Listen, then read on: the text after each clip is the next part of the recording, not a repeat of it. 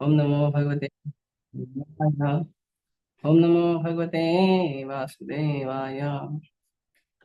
हरे कृष्णा। हम पढ़ रहे हैं श्रीमद् भागवतम स्कंद 1 अध्याय 5 श्लोक संख्या 22।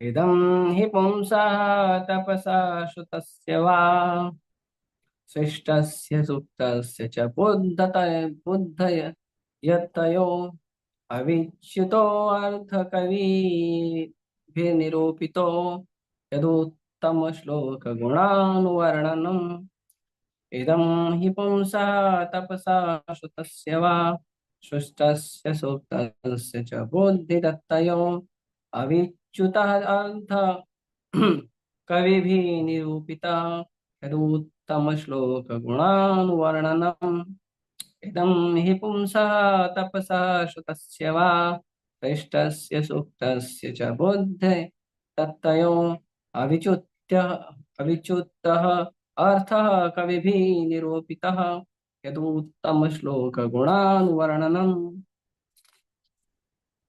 पढ़िए। हरे कृष्ण प्रभु जी। इदं हि पुंसं तपस इतना श्रुतस्य बड़ा वा। क्यों कर रहे हैं? हाँ, क्या हुआ प्रभु जी? पार्थ यस प्रभु। पार्थ इतना बड़ा क्यों हो गया? हाँ ठीक है, ठीक करो आप। हरे कृष्ण प्रभु जी। हम्म। इदं हि पुंसं तपस श्रुतस्य वा शिष्टस्य सुप्तस्य च बुद्धि दत्तयो अविच्युत अर्थकविभिः निरूपति यत् उत्तम श्लोक गुण अनुवर्णनम। हरे और कोई? हरे कृष्ण प्रभु जी। हम्म। इदं हि पुंसस्तपसा श्रुतस्य वा स्पृष्टस्य सुप्तस्य च बुद्धिदत्तयोः अविच्युतोऽर्थकविभिर्निरूपितो यदुत्तमश्लोकगुणानुवर्णनम्। हरे कृष्ण। और कोई? हरे कृष्ण प्रभु। हम्म। इदं हि पुंसास्तपसः श्रुतस्य वा स्विष्टस्य सुप्तस्य च बुद्धिदत्तयोः अविच्युतोऽर्थकविभिर्निरूपितो यदुत्तम श्लोकगुणानुवर्णनम्। हरे कृष्ण। ठीक है, शब्दार्थ अनुवाद और तात्पर्य कृष्ण कृपामूर्ति चल प्रभुपाद जी के द्वारा। इदम यह हे निश्चय ही पुंसः प्रत्येक व्यक्ति का तपसः तपस्या के द्वारा श्रुतस्य वेदों के अध्ययन से वा अथवा सृष्टस्य यज्ञ का सूक्तस्य आध्यात्मिक शिक्षा का च तथा बुद्धि ज्ञान का अनुशीलन तत्तयो दान अविच्युत अचूक अर्थः प्रयोजन कवि भी मान्य विद्वान द्वारा निरूपितः निष्कर्ष रूप में प्राप्त किया गया वर्णित यह जो उत्तम श्लोक भगवान जिनका वर्णन चुने हुए श्लोकों पद्य से किया जाता है। गुण अनुवर्णनम दिव्य गुणों का वर्णन। विद्वान मंडली ने यह स्पष्ट निष्कर्ष निकाला है कि तपस्या वेदाध्ययन यज्ञ दान तथा स्तुति जप का अचूक प्रयोजन उद्देश्य उत्तम श्लोक भगवान की दिव्य लीलाओं के वर्णन में जाकर समाप्त होता है। तात्पर्य: मनुष्य के मस्तिष्क का विकास कला विज्ञान दर्शन भौतिकी रसायन अ, मनोविज्ञान अर्थशास्त्र राजनीति आदि के ज्ञान की उन्नति के लिए हुआ है। ऐसे ज्ञान के अनुशीलन द्वारा मानव समाज को जीवन की पूर्णता प्राप्त हो सकती है। जीवन की इस पूर्णता का अंत परम पुरुष विष्णु की प्राप्ति में होता है। अतः श्रुति का निर्देश है कि जो वास्तविक रूप में ज्ञान में बढ़े चढ़े हैं उन्हें भगवान की सेवा की आकांक्षा करनी चाहिए। दुर्भाग्यवश जो लोग विष्णु माया के बाह्य सौंदर्य से मुग्ध हो गए हैं वे यह नहीं समझ पाते हैं कि पूर्णता या आत्म साक्षात्कार की चरम परिणति विष्णु पर निर्भर करती है। विष्णु माया का अर्थ है इंद्रिय भोग जो क्षणिक तथा दुखमय है। जो लोग विष्णु माया के चंगुल में फंसे हुए हैं, वे ज्ञान की उन्नति का उपयोग इंद्रिय भोग के लिए करते हैं। श्री नारद मुनि ने बताया कि विराट ब्रह्मांड की सारी सामग्री, साज सामान भगवान की विभिन्न शक्तियों का प्राकट्य मात्र है, क्योंकि उन्होंने अपनी अकल्पनीय शक्ति के द्वारा सृजित जगत की क्रियाओं प्रतिक्रियाओं को गति प्रदान की है। वे उन्हीं की शक्ति से उद्बुद्ध हैं, उनकी शक्ति पर आधारित हैं और प्रलय के बाद उन्हीं में लीन हो जाती है। अतएव उनसे भिन्न कुछ भी नहीं है, किंतु साथ ही वे सदैव उनसे भिन्न रहते हैं। जब ज्ञान की उन्नति का सदुपयोग भगवान की सेवा के लिए किया जाता है, तो सारी प्रक्रिया परिपूर्ण बन जाती है। भगवान तथा उनका दिव्य नाम, यश, महिमा इत्यादि सभी उन कुछ उनसे अभिन्न है। अतएव समस्त मुनियों तथा भक्तों ने संस्तुति की है कि कला, विज्ञान, दर्शन, भौतिकी, रसायन, मनोविज्ञान तथा ज्ञान की अन्य शाखाओं का उपयोग पूर्ण रूप से तथा एकांतिक भाव में भगवान की सेवा के लिए किया जाए। कला, साहित्य, पद्य, चित्रकला आदि का उपयोग भगवान के यशोगान में किया जा सकता है। उपन्यासकार, कवि तथा विख्यात साहित्यकार सामान्य रूप से कामुक विषयों के लेखन में लगे रहते हैं, किंतु यदि वे भगवान की सेवा में लग जाएं, तो वे भगवान की दिव्य लीलाओं का वर्णन कर सकते हैं। वाल्मीकि एक महान कवि थे और उसी प्रकार व्यासदेव एक महान लेखक हैं।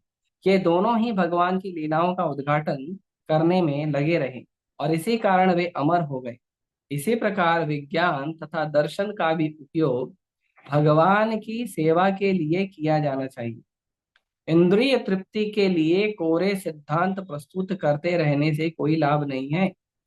दर्शन तथा विज्ञान को भगवान की महिमा को प्रस्थापित करने में प्रयुक्त किया जाना चाहिए। सम उन्नत लोग विज्ञान के माध्यम से परम सत्य को जानने के लिए उत्सुक होते हैं। अतएव महान वैज्ञानिक का यह कर्तव्य है कि वैज्ञानिक आधार पर भगवान के अस्तित्व को सिद्ध करने के लिए प्रयास करे। इसी प्रकार दार्शनिक चिंतनों का उपयोग परम सत्य को संवेदना युक्त तथा सर्वशक्तिमान के रूप में स्थापित करने में किया जाना चाहिए। इसी प्रकार से ज्ञान की अन्य समस्त शाखाओं का उपयोग सदा भगवान की सेवा के लिए किया जाना चाहिए। भगवद गीता में भी इसकी पुष्टि की गई है। वह सारा ज्ञान अज्ञान के अतिरिक्त कुछ भी नहीं है, यदि उसे भगवान की सेवा में न लगाया जाए। उन्नत ज्ञान का वास्तविक सदुपयोग भगवान की महिमा को स्थापित करना है और यही वास्तविक लक्ष्य है। भगवान की सेवा में लगा हुआ सारा वैज्ञानिक ज्ञान तथा इस प्रकार के सारे कार्यकलाप वास्तव में हरि कीर्तन अर्थात भगवान की महिमा का गायन है। ओम अज्ञानतिमिरन्धस्य ज्ञानाञ्जनशलाकया चक्षुरुन्मिलितं येन तस्मै श्रीगुरवे नमः। श्रीचैतन्यमनोभीष्टं स्थापितं येन भूतले स्वयं रूपः कदा मह्यं ददाति स्वपदान्तिकं। वन्देऽहं श्रीगुरो श्रीयुतापदकमलं श्रीगुरून् वैष्णवांश श्रीरूपं साग्रजातं सहगण रघुनाथान्वितं तं सजीवं साद्वैतं सावधूतं परिजनसहितं कृष्णचैतन्यदेवं श्रीराधा कृष्णपादान् सहगण ललिता श्रीविशाखान्वितांश नमः विष्णुपादाय कृष्णपृष्ठाय भूतले श्रीमते भक्तिवेदांत स्वामिनिति नामिने। नमस्ते सारस्वते देवे गौरवाणी प्रचारिणे निर्विशेष शून्यवादी पाश्चात्य देश तारिणे। नमः विष्णुपादाय कृष्णपृष्ठाय भूतले श्रीमते भक्ति सिद्धांत सरस्वती नामिने। श्रीवार्षभानवी देवी दयिताय कृपाब्दये कृष्ण संबंध विज्ञान दायिने प्रभवे नमः। माधुर्योज्वल प्रेमाढ्य श्री रूपानुग भक्तिदा श्री गौर करुणा शक्ति विग्रहाय नमस्ते। नमस्ते गौरवाणी श्रीमूर्तये दीनतारिणे रूपानुगा विरुद्धाप सिद्धांत द्वांत हारिणे नमो गौर किशोराय साक्षात् वैराग्य मूर्तये विप्रलंब रसाम्बोधे पादाभुजाय ते नमः। नमो भक्ति विनोदाय सच्चिदानंद नामिने गौरशक्ति स्वरूपाय रूपानुगवराय ते गौराविर्भाव भूमे स्त्वं निर्दिष्टा सज्जन प्रिय वैष्णव सार्वभौम श्री जगन्नाथाय ते नमः। वाञ्छाकल्पतरुभ्यश्च कृपा सिन्धुभ्यैव च पतितानां पावनेभ्यो वैष्णवेभ्यो नमो नमः। नमो महावदन्याय कृष्ण प्रेम प्रदायते कृष्णाय कृष्ण चैतन्य नाम्ने गौतुषे नमः। पंचतत्वात्मकं कृष्णं भक्तरूप स्वरूपकं भक्तावतारं भक्ताख्यं नमामि भक्तशक्तिकं। हे कृष्ण करुणा सिंधु दीनबंधु जगतपते गोपेश गोपिका कांत राधाकांत नमस्तुते। जयतां सुरतरो पंगो मम मंदमतिर्गति मत्सर्वस्य पादाम्बोजो राधा मदन मोहनो दिव्यद्वन्द्वारण्य कल्पद्रुमादः श्रीमद्रत्नागार सिंहासनस्थौ श्रीमद्राधाशील गोविंद देवो प्रेष्ठालिभि सेवमानो स्मरामि। श्रीमान् रासरसारम्भी वंशी वर्तट स्थितः कर्षणवेणु स्वनिर्गोपी गोपीनाथाय श्रीयस्तुनः। तप्तकाञ्चन गौरांगी राधे वृंदावनेश्वरी वृषभानुसुते देवी प्रणमामि हरिप्रिये। जय श्री कृष्ण चैतन्य प्रभु नित्यानंद श्री अद्वैत गदाधर शिवासादि गौर भक्तवृंद। हरे कृष्णा कृष्णा कृष्णा हरे हरे हरे राम राम राम हरे।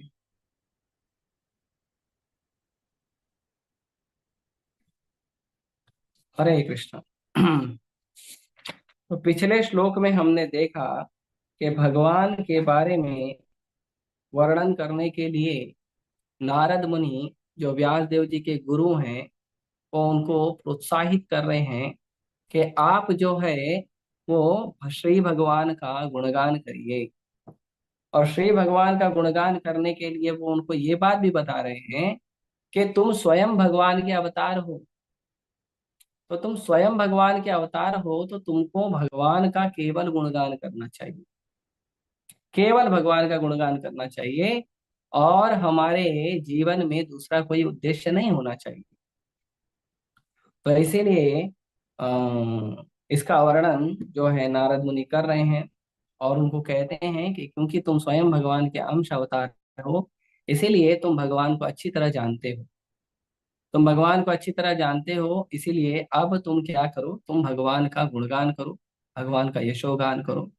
उसके बाद कोई कहेगा कि ठीक है आप बोल रहे हो भगवान का गुणगान करने के लिए, लेकिन मेरे पास आर्ट है, मेरे पास कला है, मेरे पास आर्ट है, तो मैं अपनी कला और अपनी आर्ट का उपयोग जैसे चाहे तैसे करूं, मेरी मर्जी।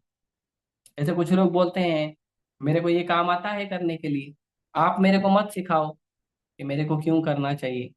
किसी को बोलो अगर आपको कुकिंग करना है तो भगवान के लिए करना चाहिए, भले भगवान के लिए करना चाहिए, जब हमको करना होगा करेंगे, अभी हमको नहीं करना है तो हम नहीं करेंगे।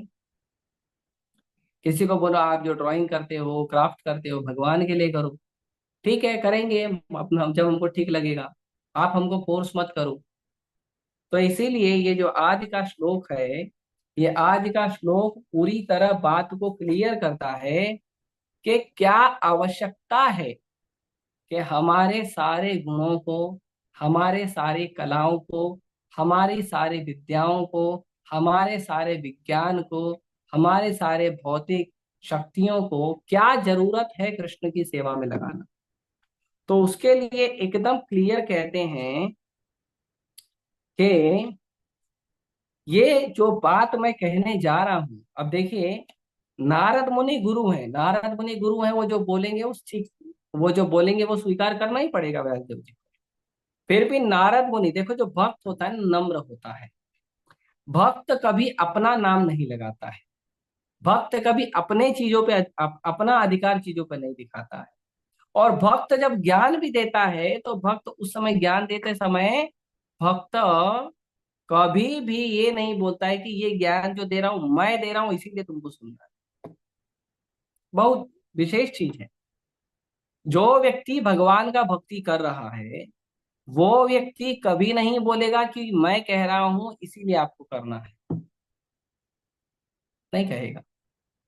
या वो मेंटल स्पेकुलेशन नहीं करेगा कि मेरे मन में ये बात आई इसीलिए मैं आपको बता रहा हूँ, मेरे सपने में भगवान आए थे इसीलिए मैं आपको ये बात बता रहा हूँ, मुझे मैं जब भगवान के पास गया ना तो मुझे भगवान ने बोला ये बात आपको बोलने के लिए। ये स्पेकुलेशन है, ये मनोकल्पना है, ये सच बात नहीं है।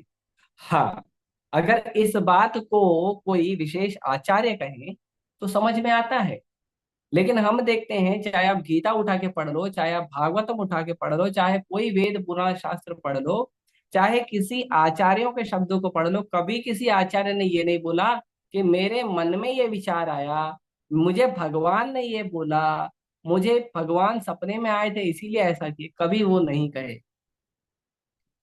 श्रीपाद माधवेंद्र पुरी, जिनके सपने में भगवान आए थे, उन्होंने गांव वालों को जाके बोला कि भगवान मेरे सपने में आए। वो इसलिए क्योंकि वो बात बिना बोले वो सेवा नहीं हो सकती थी। तो वो सेवा को पूरा करने के लिए माधवेंद्र पुरी ने बताया कि मेरे सपने में भगवान आए थे और उन्होंने ऐसा ऐसा कहा। माधवेंद्र पुरी जो है, भगवान की वो विशेष सेवा जो बिना उस बात को बताए पूरी नहीं हो सकती है, इसीलिए उन्होंने कहा। नहीं तो हमारे जितने भी आचार्य हैं वो कभी भी मनोकल्पित विचार नहीं बोलते हैं लोग। ये मनोकल्पित विचार बताता है कि हम कितना मानसिक स्तर पे भक्ति कर रहे हैं। हम जो भक्ति कर रहे हैं उसमें हम कितना हमारे मन का सुनते हैं। मतलब हमारा गुरु हमारा मन है और कोई नहीं। तो इसीलिए जो मनोकल्पित विचार है, जो मन का भ्रम है, वो बातों को कभी आचार्य उपयोग नहीं करते हैं। और कभी भक्तों को भी वैसा नहीं करना चाहिए, क्योंकि भक्तों का मतलब होता है आचार्य उपासनम, भक्तों का मतलब होता है आचार्य अनुगमनम। तो यदि हम आचार्यों की उपासना करते हैं, आचार्यों का अनुगमन करते हैं, तो हमको क्या करना चाहिए? तो हमको आचार्यों के पद चिन्हों पर चलना चाहिए, जैसा हमारे आचार्यों ने कहा है वैसा। और यहाँ पे चाहे आचार्य हो, चाहे स्वयं भगवान कृष्ण हो, स्वयं भगवान भगवान तो बोल सकते हैं ना, मैं बोल रहा हूं अर्जुन करो। भगवान ने ऐसा नहीं। भगवान ने भी भगवत गीता में कई जगह पे ये बात बोली है, अर्जुन विद्वानों का ऐसा कहना है, अर्जुन ज्ञानियों का ऐसा कहना है। अरे भगवान तो आप स्वयं हो, आप ही वेद बोलते हो, आप ही पुराण बोलते हो, आप ही सबको ज्ञान देते हो, आप ही ज्ञान के जनक हो, आप ही धर्म के जनक हो, आप ही धर्म के पिता हो। आप जो बोलोगे वही सत्य है, आप जो नहीं बोलोगे वो सब कुछ असत्य है। उसके बावजूद भगवान कहते हैं अर्जुन ये ज्ञानियों का मत है, अर्जुन ये विद्वानों का विचार है। तो ये बात बहुत महत्वपूर्ण है। ये बात बताती है कि हम कितना हमारे गुरु परंपरा का पालन करने में दक्ष हैं।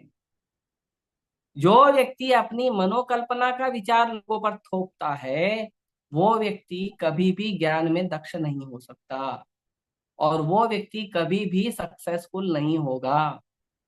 वो व्यक्ति हमेशा अपने मनोकल्पना में फंसे रहेगा और उसका हर कार्य मनोकल्पना के अनुसार ही होगा। और इसीलिए जब विफलता आती है तो लोग रोते हैं, लोग कहते हैं कि मैं तो सब कुछ अच्छा सोच के किया था, गलत कैसे हो गया? तो क्योंकि हमने सारा काम जो है मनोकल्पना के आधार पे किया। यदि हम कार्य शास्त्रों के अनुगमन के अनुसार करें, शास्त्रों के पद चिन्हों पर चलने के अनुसार करें, यदि हम कार्य करते समय, यदि हम आचार्यों के चरण चिन्हों का पालन करें, तो हमें धोखा कभी नहीं मिलेगा। कई बार जो चीज बहुत जरूरी है वो भी करने के लिए मना किया जाता है। क्यों करने के लिए मना किया जाता है? क्योंकि उस समय परिस्थिति अनुकूल नहीं है। तो हमें ये बात स्वीकार करना चाहिए, हमें ये बात मानना चाहिए। इसीलिए आचार्य उपासनम जो होते हैं या आचार्य अनुगमनम जो होते हैं, वो व्यक्ति कभी भी अपने मन का मनोकल्पित विचार लोगों पर नहीं थोपते हैं। और थोपना तो दूर, वो खुद भी पालन नहीं करते हैं। कभी उनके मन में ये विचार आ गया कि ये चीज मुझे करना है, ये सही है या गलत है, उस समय वो क्या करते हैं, उस समय शास्त्र क्या कहता है, गुरु क्या कहते हैं, आचार्य क्या कहते हैं, भगवान क्या कहते हैं, उसका विचार करते हैं। मन में अगर बात आ भी गई है तो उस बात को शास्त्रों से, गुरु से, अपने मार्गदर्शक से उसको प्रामाणिक करना चाहिए। अपने मन के अनुसार मनोरथे ना असति धावतो, वही नहीं करना चाहिए कि मन के रथ पे सवार होके असत्य की ओर लोग दौड़ रहे हैं। और यही हो रहा है पूरे के पूरे तात्पर्य में, प्रभुपाद जी यही बता रहे हैं। इसीलिए सबसे पहला जो यहाँ पे शब्द उपयोग हुआ है, नारद जी कहते हैं,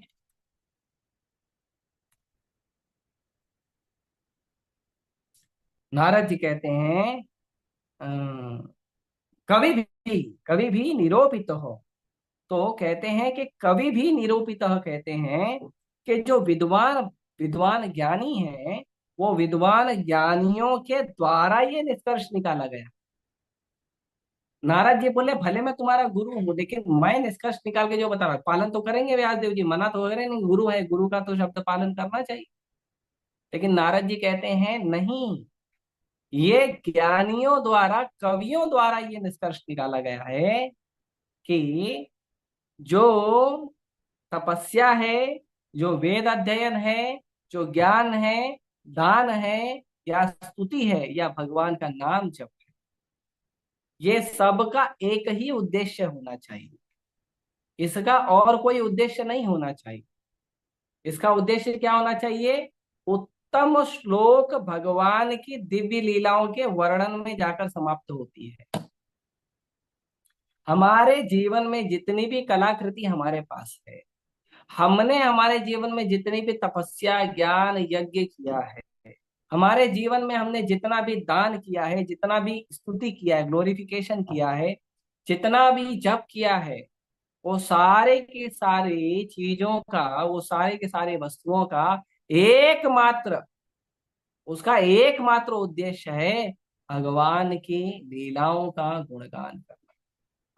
भगवान का गुणगान करना, उनकी दिव्य लीलाओं का गुणगान करना, उनके नाम यश का गुणगान करना, यही उद्देश्य है, और कोई दूसरा उद्देश्य नहीं है। इसीलिए शुरुआत में सबसे पहला जो लाइन प्रभुपाद जी लिखते हैं कि मनुष्य के मस्तिष्क का विकास कला, विज्ञान, दर्शन, भौतिकी, रसायन, मनोविज्ञान, अर्थशास्त्र, राजनीति आदि के ज्ञान की उन्नति के लिए हुआ है।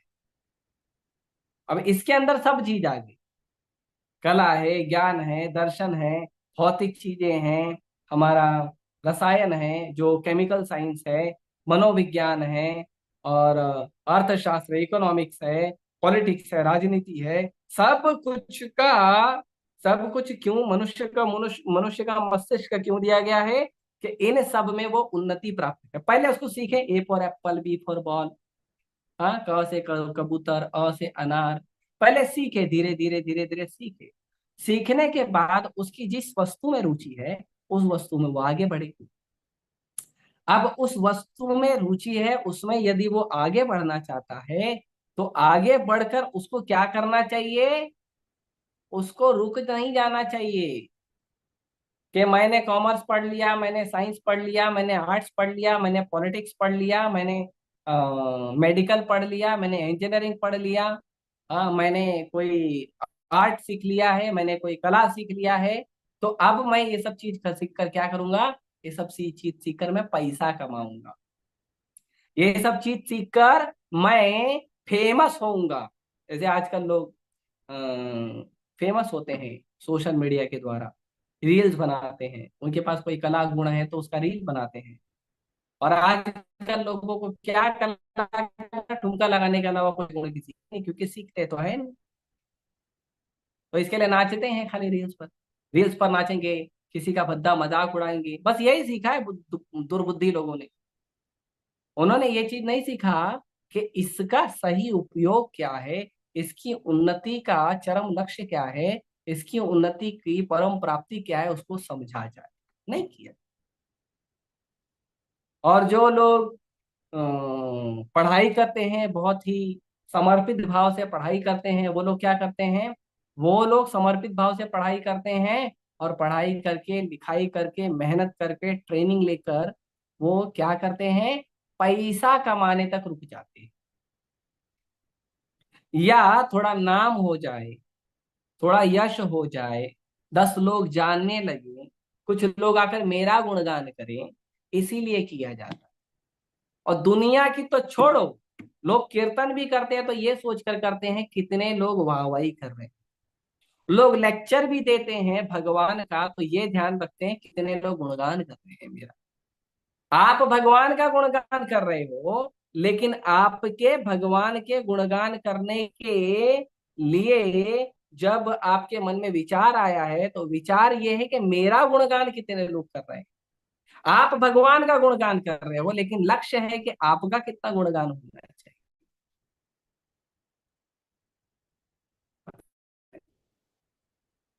मेरे पास धन, मेरे पास कोई संपत्ति, मेरे पास कोई वैभव आ गया है, तो मैं अपनी धन, अपनी संपत्ति, अपनी वैभव का कितना प्रचार करके कितनी वाहवाही लूट सकता हूँ, कितना प्रचार करके मैं कितने लोगों को अपने कंट्रोल में रख सकता हूँ, ये भाव आ गया है लोग। ऐसी परिस्थिति आ गई है। एक मिनट, नेटवर्क इशू हो रहा है।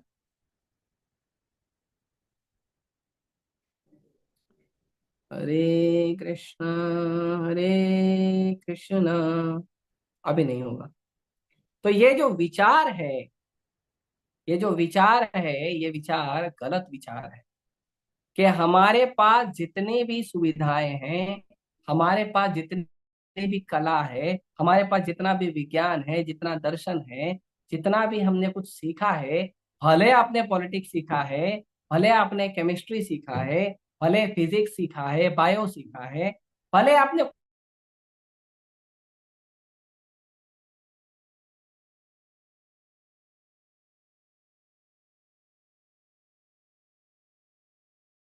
कहते हैं कि सृष्टि में जितनी भी ज्ञान, जितना कला, जितना वैभव, जितना जितना भी वस्तु हमने सीखा है, उन सब की उन्नति का जो परम लक्ष्य है वो है केवल भगवान के गुणगान करना, और कुछ नहीं।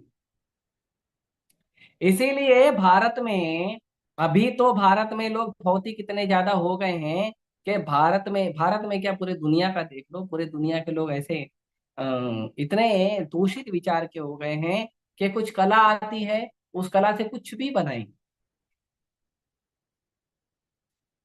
कुछ उनको काम करना, कुछ भी करेंगे। कुकिंग करना, क्या क्या बना देते रे भैया। अरे आप कुकिंग भी कर रहे हो ना, मेरा निवेदन है कि अगर आप कुकिंग भी कर रहे हो ना, तो कम से कम आप ये देखकर समझकर आप लोग कुकिंग करिए कि कुकिंग का विज्ञान क्या है। वो जो स्वयं पाक कला है, वो स्वयं पाक कला का विज्ञान क्या है, कम से कम उसको जानने का प्रयास करें। कई बार तो देखा जाता है कि लोग दो विरोधी वस्तु को एक साथ परोस देते हैं खाने के लिए। जैसे लोगों ने परोस दिया करेला, और करेला के साथ परोस देंगे दही या छाछ या लस्सी। दोनों विरोधी है, जहर का काम करेगा।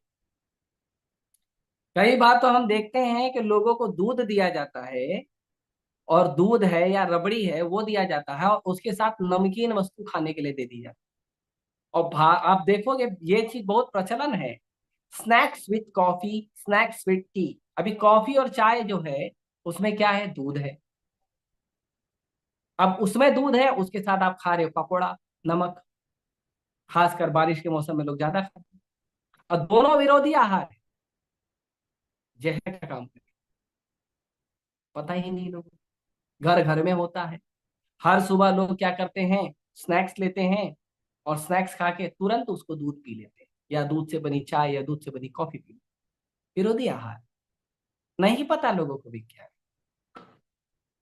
और ऐसी कई वस्तु है जो विरोधी आहार है, वो विरोधी आहार को नहीं लेना चाहिए। पता ही नहीं लोगों को। तो कम से कम जानने का प्रयास करना चाहिए। आजकल लोग जानते भी नहीं है कि जो वस्तु मैं कर रहा हूँ, जो काम मैं कर रहा हूँ, वो क्रिएटिविटी के नाम पे कुछ भी गंदगी बना देते हैं। ये अच्छी बात नहीं। क्रिएटिविटी का मतलब नहीं होता है कि आप कुछ भी मूर्खता करो, और अगर आपकी मूर्खता को 10 मूर्खों ने प्रमाणित कर दिया कि आपने बहुत अच्छा किया है, तो आप एक बड़े मूर्ख के सरदार बनकर घूमें। प्रभुपाद जी एक उदाहरण देते हैं, the court tell. Prabhupada ji का एक छोटा स्टोरी है। तो प्रभुपाद जी बता रहे थे कि एक बार एक व्यक्ति जो है वो पार्टी में जा रहा था। पहले क्या होता था, पहले जो कोर्ट होता था ना, कोर्ट के पीछे ऐसे 2 भाग बटे होते थे। जो पीठ का हिस्सा है ना, नीचे का, पीठ का जो नीचे का हिस्सा है वो ऐसे 2 भाग में बटा रहता था, ऐसा कटा रहता था, बीच में फटा रहता था। फटा मतलब 2 भाग किया रहता था, और उसके बीच में एक पूंछ लगी होती थी। हो सकता है डार्विन के सिद्धांत को स्वीकार करते हो कि हम जानवरों से आए हैं, तो इसके लिए पूंछ भी लगा लेते थे कि भैया हमारा वैभव जो है जानवरों से आने का अमर रहे, इसके लिए पूंछ लगा लेते होंगे। तो उन्होंने, वो लोग पूंछ भी, पहले कोर्ट में ना पूंछ भी लगाया जाता। तो एक बार एक व्यक्ति जा रहा था पार्टी में। तो वो क्या किया, वो कोट पहन के जा रहा था। तो जब उसने गाड़ी बंद किया, तो गाड़ी के दरवाजे में उसकी कोट की पूंछ फंस गई, और गाड़ी चल दी। और क्या हुआ, वो गाड़ी चल दी और ये खींचा, तो क्या हो गया, वो जो पूंछ है वो आधी कट गई। आधी कट गई पूंछ। अब पूरी पूंछ है तो अच्छा लगेगा, पूंछ नहीं है तो भी अच्छा लगेगा, पूंछ आधी कटी है तो कैसा अच्छा लगेगा। तो वो व्यक्ति गया पार्टी में। पार्टी में गया और बढ़िया जो भी नाचना गाना जो चल रहा था वो कर रहा था। तो उसको कुछ लोगों ने बोला कि भाई साहब, आपका जो कोट है उसकी पूंछ कटी हुई। तो अब उसने देख, अब वो स्वीकार कर लेगा बात को, तो बेशर्मी की बात हो जाएगी, भैया देखो कोट फटा हुआ पहन के आया है। आजकल तो लोग फटे हुए कपड़े पहनने में शर्म नहीं करते हैं। कहाँ कहाँ से फटा होता है, कैसी कैसी अवस्था में फटा होता है। आजकल तो मैं कॉलेज और स्कूल जाने वाले जो बच्चे हैं, जब वो कपड़ा पहन कर जाते हैं, तो मेरा मन करता है भगवान, इतना ये लोग मेहनत किए हैं, अच्छा अच्छा कपड़ा पहने हैं, एक कटोरा लेना भूल गए हैं। बस कटोरा लेकर अगर रास्ते में आएंगे जाएंगे ना, तो कॉलेज आने जाने का, स्कूल आने जाने का भाड़ा भी जमा हो जाए। इतने फटे कपड़े पहनते हैं, इतने फटे कपड़े पहनते हैं कि अगर वो फटे कपड़े पहन के अगर वो अपने घर से कॉलेज, या अपने घर से जहां पे भी घूमने उमने जाते हैं, उस जगह तक, वहां पूरा अपने घर से निकलकर पूरा जहां जहां भ्रमण करके आके वापस घर तक पहुंचेंगे, तो अगर हाथ में कटोरा भी ले लें साथ में, तो मेरे ख्याल से उनका पॉकेट मनी तो ऐसे ही निकल जाएगा। इतने फटे कपड़े पहनते हैं। पूरा किसी का जांग दिखता है, किसी का घुटना दिखता है, और अभद्र है। और लोग उसको फैशन कहते हैं, ये फैशन है। अरे अगर आपको फैशन करने के लिए ऐसे कपड़े चाहिए तो बता दिया करो। हमारा घर का जो फटा हुआ कपड़ा जिसको हम पोछा बना देते हैं, हम आपको फ्री में दे देंगे। आपको हजारों रुपए बर्बाद करके शॉपिंग मॉल में खरीदना नहीं पड़ेगा, और उसके साथ कपड़ा भी फ्री में देंगे, उसके साथ एक कटोरा भी दे देंगे, ताकि आपका पॉकेट मनी भी निकलता रहे। देखो हम लोग क्या है, हम परोपकार वाले लोग हैं। हम चाहते हैं कि लोगों का परोपकार होता रहे। तो ऐसी परिस्थिति है आज। तो व्यक्ति का कोट का जो पूंछ है आधा आधा फट गया था। तो वो व्यक्ति देखा, वो बोला स्वीकार कर लूंगा तो बदनामी होगी। तो उसने क्या कहा, उसने कहा दिस इज लेटेस्ट फैशन। ये क्या है, ये नया फैशन है। अब उसने इतना कहना क्या था, लोगों ने बिना सोचे बिना समझे लोग क्या किया, पार्टी में हर पुरुष अपनी कोट की पूंछ आधी काटना चालू कर दिया। क्यों, लेटेस्ट फैशन, और हम फैशन वाले होने चाहिए। ये मूर्खता चल रही है समाज में। कला के नाम पे, क्रिएटिव के नाम पे कुछ भी मूर्खता करो, बोल दो लेटेस्ट फैशन। कुकिंग के नाम पे कुछ भी मूर्खता करो, बोलो लेटेस्ट फैशन। एक रील मैंने देखा था, बताऊं कि नहीं बता। एक रील मैंने देखा था, गुलाब जामुन डोसा। मसाला डोसा होता है, जैसे गुलाब जामुन डोसा था। अरे भाई खाएगा कैसे, बताइए, क्रिएटिविटी है। आइसक्रीम दोस्त खाएगा कैसे? पूरा विरोधी आहार है। लेकिन देखो, देखो लोगों की मूर्खता। तो ऐसे मूर्खता करते हैं और बोल देते हैं नया फैशन है। और जब उस नए फैशन को 10 मूर्ख लोग प्रमाणित कर देते हैं कि आप तो सही में नया फैशन बहुत अच्छा है, तो वो मूर्खों का सरदार बन के। यही हो रहा है कला के नाम पे, विज्ञान के नाम पे, वाणिज्य के नाम पे, साहित्य के नाम पे, पॉलिटिक्स के नाम पे। यही हो रहा है हर जगह। जैसे हमारा पॉलिटिक्स, भारत का पॉलिटिक्स है, उसमें क्या है? उसमें अगर आप सेकुलर बन के रहोगे ना, तो आप बहुत अच्छे नेता हो। क्यों? अरे अपने धर्म पे गर्व करना सीखना चाहिए। सेकुलरिज्म क्या होता है? और धर्मनिरपेक्षता का मतलब क्या होता है? धर्मनिरपेक्षता का मतलब होता है अपने धर्म पे गर्व करो, बाकी धर्म का सम्मान। ये नहीं कि एक धर्म को दिन रात गाली दो, एक धर्म के जितने सारे नीति नियम हैं उसको खराब बोलो, एक धर्म के सारे शास्त्र, सारे पुराण, उनके भगवान को गाली दो, बाकी धर्म को आप गुणगान करो। उसको धर्म निरपेक्षता, उसको सेकुलरिज्म कहते हैं। ये सेकुलरिज्म नहीं, ये मूर्खता है, दुष्टता है।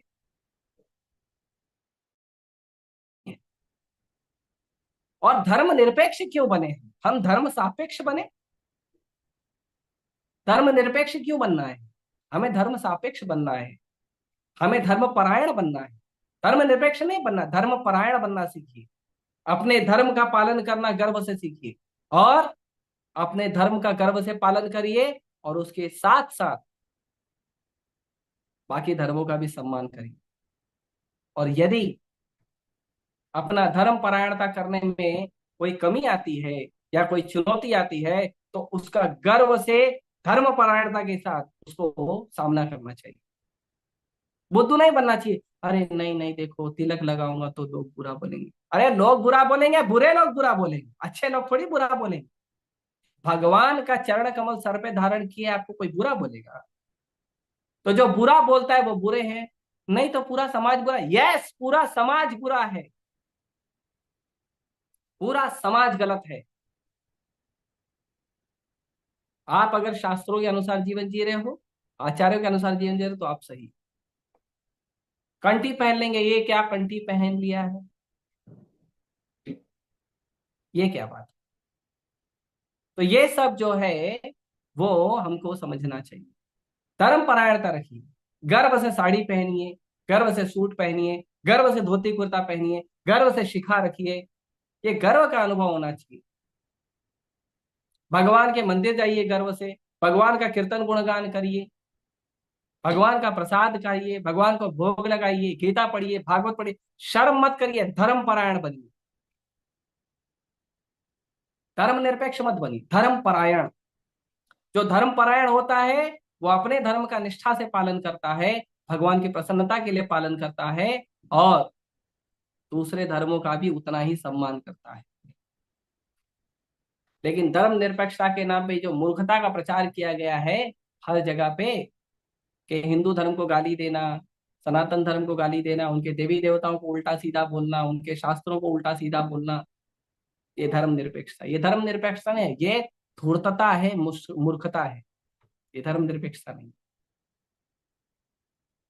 इसीलिए यहाँ पे इसके लिए बहुत ही क्लियर कहते हैं कि श्रुति का निर्देश है, जो वास्तविक रूप में ज्ञान में बढ़े चढ़े हैं उन्हें भगवान विष्णु की सेवा की आकांक्षा करनी चाहिए। जो लोग वास्तविक रूप में ज्ञानी हैं, जो लोग वास्तविक रूप में कवि हैं, ज्ञानी हैं, जो लोग वास्तविक रूप में कुछ कला कौशल जानते हैं, उन लोगों को क्या करना चाहिए? केवल भगवान विष्णु की सेवा का भाव रखना चाहिए, और कुछ नहीं करना चाहिए। ये ज्ञानियों का मत है, ये विद्वान लोगों का मत है। और अगर ऐसा लोग नहीं करते हैं तो विष्णु माया में फंसे हैं। और विष्णु माया क्या है? विष्णु माया का अर्थ है इंद्रिय भोग, जो क्षणिक तथा दुखमय है। जो लोग विष्णु माया के चंगुल में फंसे हुए हैं, वो ज्ञान की उन्नति का उपयोग इंद्रिय भोग के लिए करते हैं। देखिए, इतना स्पष्ट प्रभुपाद जी 50 साल पहले लिख के गए हैं, अगर भारत का हर व्यक्ति प्रभुपाद जी के ग्रंथों को पढ़ता तो आज ऐसी दुर्दैवी परिस्थिति में नहीं रहता। और दुर्भाग्य दुर्भाग्य है लोगों का कि हमारे पास इतना सारा बहुमूल्य रत्न और धन हमारे शास्त्रों के अंदर रखा हुआ है और हम कांच के टुकड़ा लेने के लिए दुनिया भर में हाथ फैलाए घूम रहे हैं। हमको नौकरी दे दो, हमको छोकरी दे दो, हमको नाम यश दे दो। ये क्या है? गाड़ी दे दो, बंगला दे दो। और तो और लोगों की ये कांच के टुकड़े की भीख मांगने की जो आदत है वो यहाँ तक निंदनीय हो गई है कि लोग मंदिर में आके भगवान से भी यही मांगते हैं, पैसा दे दो, रुपया दे दो, अच्छी लड़की से अच्छे लड़के से शादी करा दो, घर दे दो, गाड़ी दे दो, बंगला दे दो, नाम दे दो, पास करा दो। भगवान हम आपको 1.25 पाव लड्डू चढ़ाएंगे, हमको आप पास करा दीजिए। हम आपको 1.25 पाव लड्डू चढ़ाएंगे, मेरी पदोन्नति करा दो। ये जो चीजें हैं, ये चीजें हैं, तो ये चीजें हमको समझना चाहिए, ये चीजें उचित नहीं है। हमारे शास्त्रों में रत्न पूरा भरा पड़ा है, ज्ञान का, विज्ञान का, संस्कार का, अनुभूति का, सेवा का, प्रयोजन का। हमारे शास्त्रों में पूरा भंडार पड़ा हुआ है रत्नों का, खोलिए तो सही। और तो और इतना बड़ा दुर्भाग्य है कि हमें भी हमारे इस्कॉन में आने वाले भक्तों को निवेदन करना पड़ता है, भैया कृपया करके प्रभुपाद जी के ग्रंथों को पढ़िए। बताइए, जो इस्कॉन में भी आते हैं, इस्कॉन से भी जुड़े हैं, पूरे दुनिया में ऐसा सीना चौड़ा करके घूमते हैं कि हम इस्कॉन वाले हैं, तिलक लगाते हैं, कंठी पहनते हैं, लेकिन ग्रंथों को नहीं पढ़ते। क्या दुर्भाग्य है। ऐसे हमारा जीवन आनंदमय होगा, सुखमय ही रहेगा। तो क्या है आगे, क्या देखो हम्म भगवान की विभिन्न शक्तियों का प्राकट्य मात्र है, क्योंकि उन्होंने अपनी अकल्पनीय शक्ति के द्वारा सृजित जगत की क्रिया प्रतिक्रियाओं को गति प्रदान की है। वे उन्हीं की शक्ति से उद्भुत है, उनकी शक्ति पर आधारित है और प्रलय के बाद उन्हीं में लीन हो जाएगी। एक मिनट, हाँ आगे कहीं लिखा है, प्रभुपाद जी कहते हैं,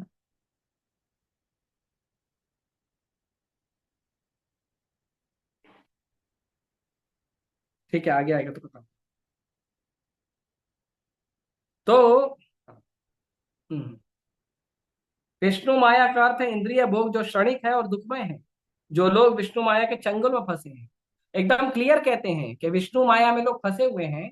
और विष्णु माया कैसी है? क्षणिक है और दुखमय है। हम क्या कर रहे हैं? हम ऐसी वस्तुओं का उपयोग करना चाहते हैं जो क्षणिक है और दुखमय है। मात्रा स्पर्शास्तु कौन्तेय शीतोष्ण सुख दुखता आगामा पाइनो नित्यास्ताम प्रतीक्षस्व भारत। भगवान कहते हैं इस संसार में स्पर्श मात्र से जो वस्तु हमें प्राप्त हो रही है वो क्या है? वो केवल और केवल सुख और दुख की तरह आने और जाने वाली चीज। वो ठंडी और गर्मी की तरह आने और जाने वाली चीज है, और उसका जो रिजल्ट होगा वो क्या होगा? क्षणिक होगा। इसके लिए इन चीजों को सह लेना चाहिए। जीवन में छोटे मोटे दुख आए सुख आए सह लीजिए, जैसे गर्मी सर्दी सहते हैं, और लक्ष्य रखिए भगवान की सेवा। ये महत्वपूर्ण है। तो जितना भी हमारे पास शक्ति है, जितना भी सामर्थ्य है, जितना भी गुण है, ये सब कहाँ से मिला है? ये सब भगवान की कृपा से प्राप्त हुआ है। भगवान ने कृपा की तो बोलना सीखे, बोलना आता है। भगवान ने कृपा की तो देखना आता है। भगवान ने कृपा की तो सुनते हैं हम, नाक से सूंघते हैं हम। भगवान ने कृपा की है तो सुंदर शरीर प्राप्त हुआ है। भगवान ने कृपा की है तो हाथ पर अच्छे से कार्य कर रहा है। सब भगवान की कृपा है। तो भगवान की कृपा को, भगवान के आशीर्वाद को भगवान के सेवा में वापस लगाना चाहिए, ना कि अपनी इंद्रिय तृप्ति में लगाया जाए। आजकल जितने लोग साहित्य लिखते हैं, जितने लोग कविताएं लिखते हैं, जितने लोग पॉलिटिक्स करते हैं, जितने लोग इंजीनियरिंग का मेडिकल का पढ़ाई किए हैं, जितने लोग लॉ की पढ़ाई किए हैं, बड़े बड़े जज बनकर बैठे हैं, जितने लोग और कुछ पढ़ाई किए हैं, जितने लोग कुछ बनाना जानते हैं, लिखना जानते हैं, समझना जानते हैं, जितने लोग शिल्पकारी करना जानते हैं, करते क्या है? ऐसी वस्तु बनाते हैं जो आसुरी लोगों को पसंद है। तो भगवान के भक्तों को पसंद है ऐसा कुछ नहीं बनाते। पहले के लोगों को देखो, पेंटिंग करते थे, पेंटिंग बनाते थे तो भगवान के लिए। घर को अगर सुंदर बनाते थे, डेकोरेशन करते थे तो भगवान के लिए। कुकिंग करते थे तो भगवान को भोग लगाने के लिए। तैयार होते थे तो शास्त्रों में दिए गए निर्देश के अनुसार तैयार होते थे, अपने मन से तैयार नहीं होते थे। जैसे अभी नवरात्रि है, नवरात्रि में देखिए लोग कैसे कपड़े पहन के आते हैं, ऐसे धूर्त कपड़े पहन के आते हैं, इसका कोई कहना नहीं। नवरात्रि में जो गरबा होता है, ये गरबा अगर आप देखेंगे मूल रूप से क्या गरबा होता है, तो गरबा में केवल माताएं होती हैं, पुरुष एक भी नहीं होता है। और गरबा की एक चौकी होती है, माता जी का एक घट स्थापना होता है। वो घट स्थापना जो होता है, वो जो चौकी होता है, उसके चारों ओर माताएं जो है, सिर से लेके पैर के नाखून तक पूरा ढका हुआ रहता है श्रृंगार। और माता रानी की प्रसन्नता के लिए माता रानी का नाम गुणगान करके गरबा खेला जाता है। गरबा का मतलब नहीं है कि अभद्र कपड़े पहन लें और बॉलीवुड के गाने पे नाचें। ये गरबा है पूरा एकदम आसुरी समाज। और उसमें कुछ लोग दारू भी पी लेते हैं, क्योंकि अभी कितना नाचेगा ऐसे ही, दारू पी लेते हैं कुछ। दारू पी रहे हैं, गुटखा खा रहे हैं, मांस मदिरा कर रहे हैं, आ जाते हैं, गरबा खेल रहे हैं ना। और जब इतना सब तामसी हो गया तो उसके बाद जाके अभद्र कार्य भी कर। तो आप गरबा खेलने आए हो, क्या भद्रता करने आए?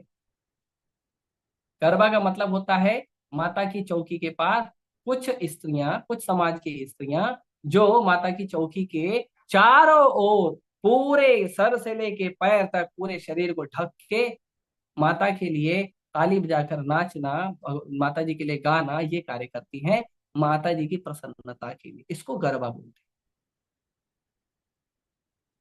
लेकिन आजकल कैसी अभद्रता चल रही है, और उसमें कई सारे लोग, बड़े बड़े स्टार, सुपरस्टार, पॉलिटिशियन आते हैं, और उसके अंदर हाथ साफ करने के लिए बहुत सारे मूर्ख भी घुस जाते हैं, धूर्त भी घुस जाते हैं, जो समाज को गंदा करते हैं। क्यों? क्योंकि आप खुद गंदगी में बैठे हो, आप खुद वहां पे जाके फिल्मी गाना चला रहे हो डीजे लगा के, अभद्र कपड़े पहने हो, खान पान का कोई नियम नहीं है।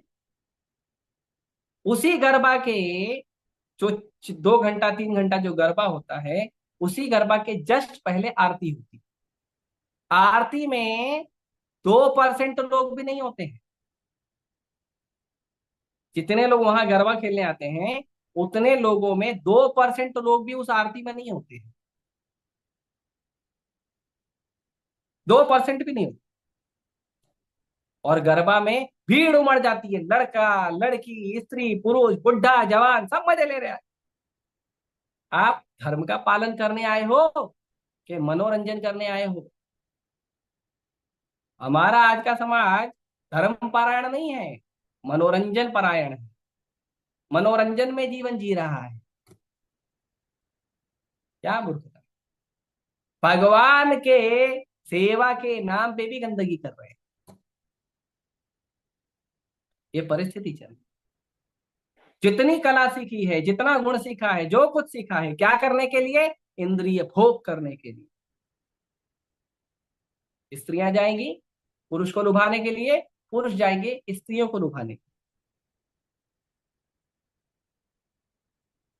मेरा नाम हो, मेरा यश हो, मेरा गान हो, सब इंद्रिय भोग में लगे। चाहे कितने भी बड़े हो, यूनिवर्सिटी का प्रोफेसर हो, चांसलर हो, जितना उनके पास गुण वैभव कला कौशल प्राप्त हुई, क्या करते हैं उसको लेके?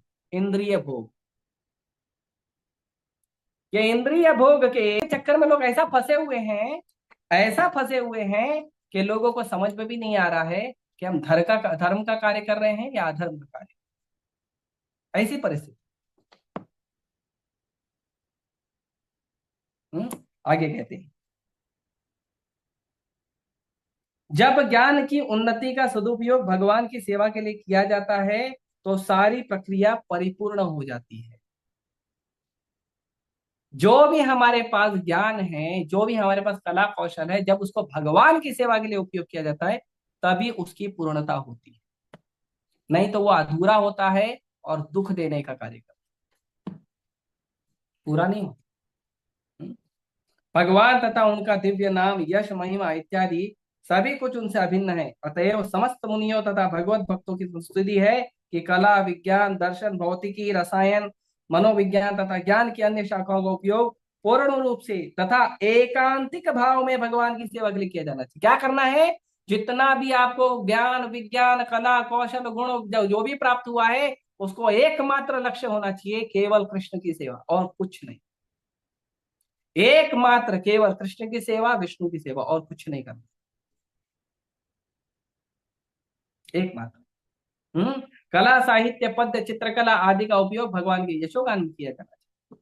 पहले के लोग ऐसे थे, जो उनको ड्राइंग आती थी भगवान के लिए बनाते थे, घर का श्रृंगार करना है भगवान के लिए करते थे, खुद का शरीर श्रृंगार करना है भगवान के लिए करते थे, कुछ कुकिंग करना है भगवान को भोग लगाने के लिए करते थे। यहां तक कि यदि किसी को शिल्पकारी आती है तो भगवान या भगवान के पार्षदों का वो शिल्पकारी करता था। मिट्टी की, पत्थर की, धातु की जो विग्रह है, मूर्तियां हैं, वो बनाता था भगवान से जुड़ी हुई वस्तुओं। यहां तक कि यदि किसी को पहाड़ काटने का कौशल है तो वो पहाड़ों को काट के बड़े बड़े मंदिर बनाता था। सब कुछ का केंद्र एकमात्र केवल कृष्ण होते थे। ये कला कौशल का ये कला कौशल का पूर्णता है। और अब तो बिल्कुल नहीं। अब लोग ये क्यों करे, वो क्यों करे, वो क्यों करे, वो क्यों करे, अच्छी बात है पूछना, लेकिन उसका उत्तर जानिए शास्त्रों से। उसकी पूर्णता होने दीजिए। आपने पढ़ाई की है क्यों? पैसा कमाने के लिए? अरे पैसा तो भिखारी भी कमा लेता है। चद्दर डाल के बैठ जाओ भारत के किसी कोने में, अपने आप पैसा आएगा, जितना आपके कर्मों का पूरा आएगा। हमने तो देखा भारत में कितने सारे भिखारी लोग खुद का बंगला बना लिए भीख मांग मांग के। पैसा कमाने के लिए, रोटी कमाने के लिए। अरे रोटी तो पशु भी कमा लेता है, सुबह से शाम तक कुत्ता घूमता है, उसको रोटी मिल जाती है। चिड़िया चेंचे करके घूमती है, उसको दाना मिल जाता है। इसीलिए कला कौशल सीखे हो? नहीं नहीं, ये गलत बात है। हमें कला कौशल सीखना चाहिए। सीखिए, अच्छा सीखिए, उन्नत सीखिए और उन्नत सीखिए और उसकी पूर्णता जग जाइए। और उसकी पूर्णता तब होगी जब आपकी कला, आपका गुण, आपका कौशल कृष्ण की सेवा में लगे, तब। इसीलिए इसीलिए प्रभुपाद जी बहुत ही स्पष्ट कह रहे हैं। देखिए, ये दुख देने वाली बात है लेकिन स्पष्ट है। उपन्यासकार, कवि तथा विख्यात साहित्यकार सामान्य रूप से कामुक विषयों को लिखने में लगे रहते हैं। जितने लोग हैं, जितना बड़ा बड़ा कला है, कौशल है, किसी को फिल्म बनाने आती है, किसी को सीरियल बनाने आता है, किसी को फोटो खींचने आता है, किसी को वीडियोग्राफी आती है, किसी को कोरियोग्राफी, क्या करते हैं? सबके अंदर कामुकता भरी हुई। Only object is sex life, that's all. मैथुन जीवन में फंसे हुए हैं, सब कुछ कामुकता से जोड़ दिया है। अरे यहां तक कि लोग राधा और कृष्ण को भी उसी से जोड़ते हैं, सीता और राम को भी उसी से जोड़ते हैं, शिव और पार्वती को भी उसी से जोड़ते हैं। पता है क्या मूर्ख! चिंतन का केंद्र कामुकता है, चिंतन का केंद्र मैथुन जीवन है, कि चिंतन का केंद्र भगवान कृष्ण नहीं। तो कहां से जीवन में आनंद आएगा? आनंद आएगा जीवन में? आना भी नहीं चाहिए। इतना तामसी विचार हो गया है, इतना तामसी विचार हो गया है कि हमारी ये परिस्थिति हो गई है। इसीलिए प्रभुपाद जी, इसके लिए अभी कोई बोलेगा ऐसा थोड़ी है। आप मुझे बताओ कोई अच्छा व्यक्ति, तो प्रभुपाद जी उदाहरण देते हैं। वाल्मीकि एक महान कवि थे, वाल्मीकि कवि थे, और अ, व्यासदेव एक महान लेखक थे। लेकिन उन दोनों ने क्या किया? भगवान का गुणगान किया और अमर हो गए। आज भी उनका गुणगान किया। बताओ 5,000 साल पुराना कोई ऐसा कवि हो, कोई ऐसा लेखक हो, 5,000 साल से उसका गुणगान किया जाता हो, वो भी पूरे सम्मान के साथ व्यासदेव जी का किया जाता है कोई जो 20 लाख साल पहले किसी कविता को लिखा हो उसका आज भी गुणगान किया जाता है? वाल्मीकि जी, रामायण 20 लाख साल पहले लिखी गई।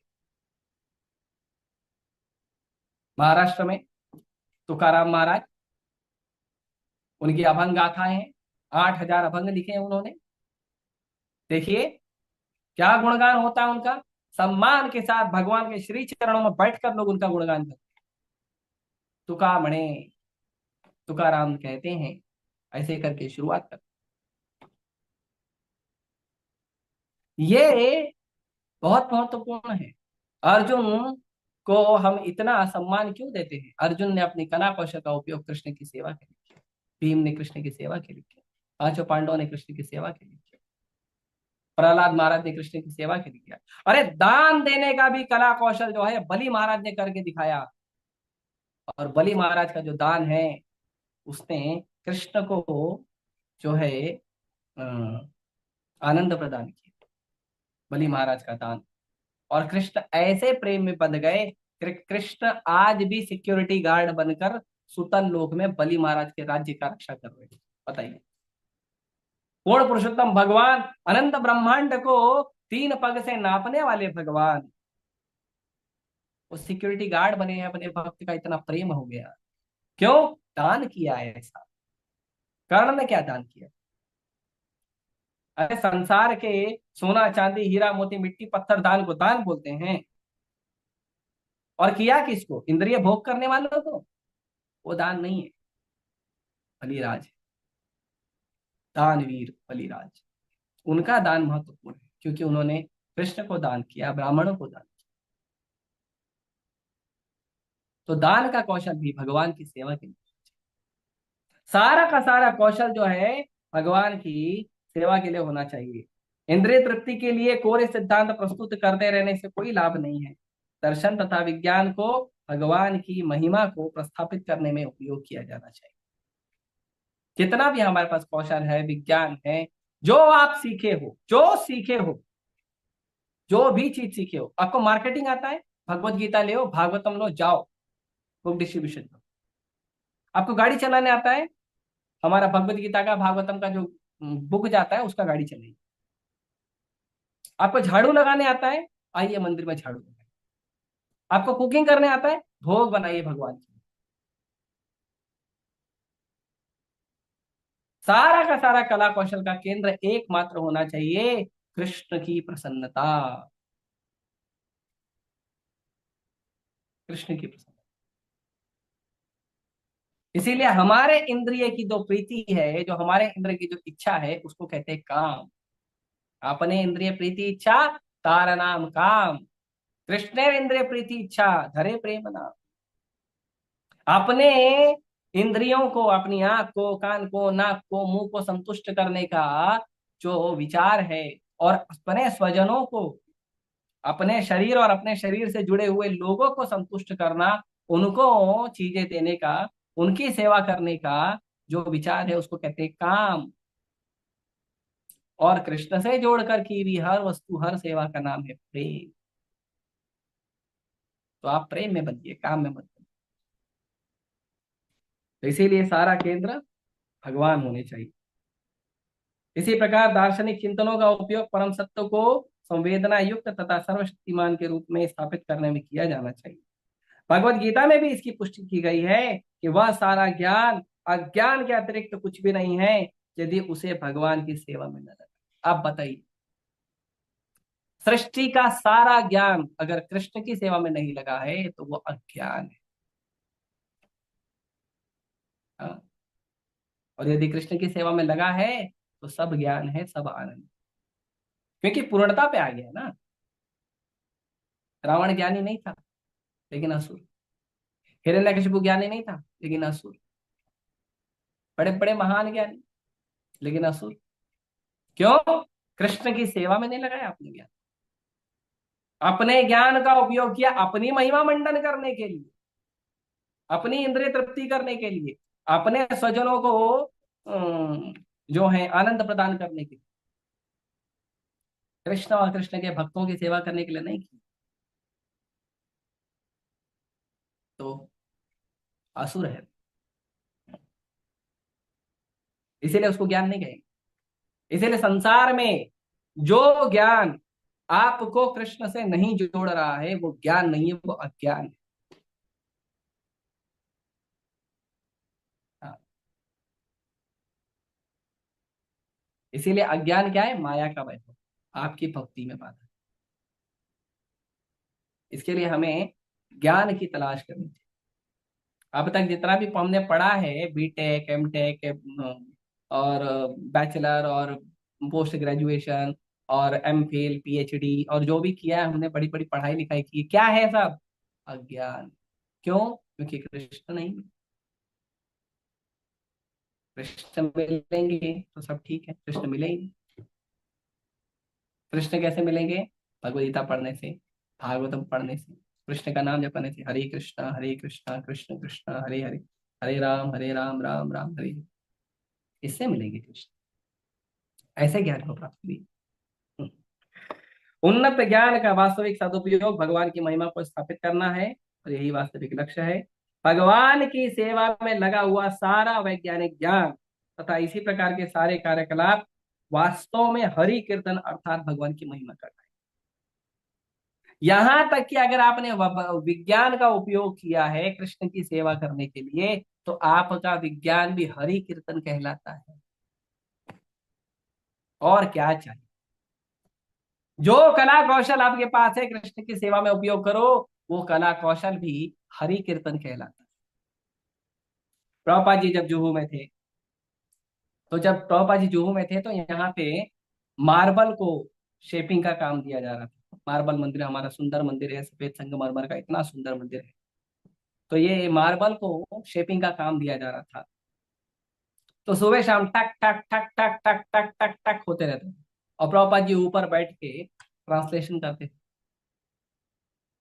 तो एक भक्त आया प्रभुपाद जी के पास और प्रभुपाद जी को कहा कि प्रभुपाद जी, वो टक टक टक टक की आवाज से ना शायद आप डिस्टर्ब हो रहे। प्रभुपाद जी अपने क्वार्टर में, तब वो बिल्डिंग बन गई। तो प्रभुपाद जी को कहा कि प्रभुपाद जी, ये जो टक टक टक टक की आवाज आ रही है ना, इससे शायद आप डिस्टर्ब हो रहे हो, तो मैं एक काम करता हूँ, उसको जाके बंद करवा। प्रभुपाद जी बोले नो, उसको बंद मत करवाओ।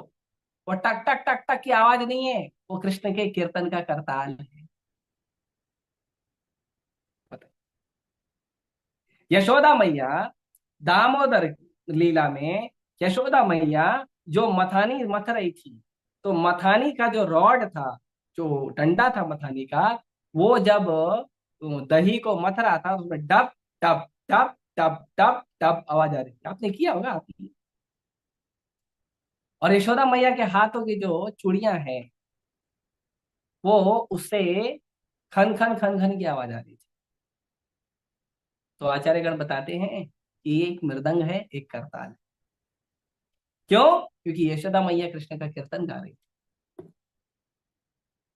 तो हमारी सारी कला कौशल, हमारा सारा विज्ञान, हमारी सारी अनुभूति, हमारा सब कुछ यदि कृष्ण की सेवा में लगेगा तो कृष्ण कीर्तन हो जाएगा, और नहीं लगेगा तो हमारे दुख का कारण बनेगा, वो इंद्रिय भोग कहलाएगा। इसीलिए हमें सबको समझना चाहिए कि जो कार्य हम कर रहे हैं उस कार्य की उन्नति को समझें, और उस कार्य के परम लक्ष्य को समझें, और कृष्ण की सेवा के लिए अपना पूरा जीवन बिताएं। नहीं तो दुख मिलेगा और कुछ नहीं मिलेगा। कुछ नहीं मिलेगा। यदि कृष्ण से दूर हो तो दुख मिलेगा, यदि कृष्ण के पास हो तो आनंद मिलेगा।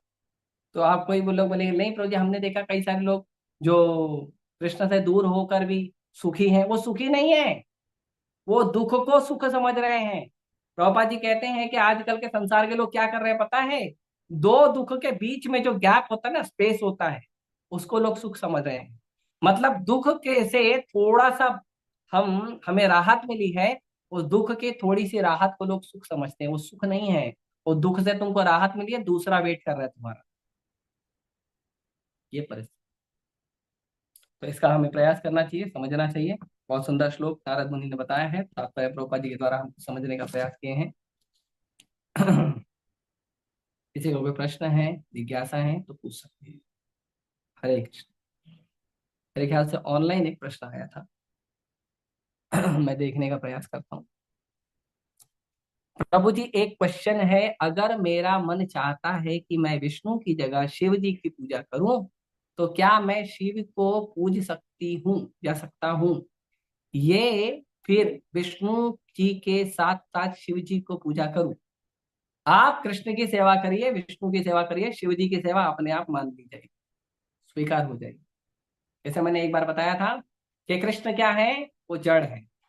जड़ में पानी डालोगे, जड़ में पानी डालोगे तो क्या होगा? पूरे पेड़ को मिलेगा, पेड़ को मिलेगा, तन को मिलेगा, पत्तों को मिलेगा, है ना? तो वो सबको मिल जाएगा। तो कृष्ण जड़ है, बाकी सारे देवी देवता, कोई तना है, कोई वृक्ष है, कोई तना है, कोई शाखा है, कोई पत्ते हैं, कोई फल है, कोई फूल है, सबको मिल जाएगा। तो आप कृष्ण का सेवा करो, शिव जी अपने आप आपके और प्रसन्न होकर बहुत सारा आशीर्वाद देंगे। अगर आप शिव जी का सेवा करोगे तो शिव जी आपको आशीर्वाद देंगे, लेकिन अगर आप कृष्ण जी की सेवा, भगवान कृष्ण की सेवा करोगे तो शिव जी आपको बहुत सारा आशीर्वाद देंगे। थोड़ा अंतर है, ठीक है। अभंग जो होती है वो एक प्रकार की कविता होती है मराठी में, उसको अभंग को एक कविता कहते हैं मराठी में, अलग अलग है, ठीक है। और किसी का कोई प्रश्न है तो पूछ सकते हैं।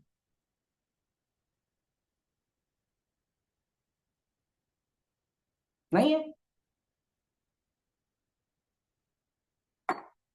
आप लोग दुखी तो नहीं होंगे मैंने ऐसा बोल दिया था?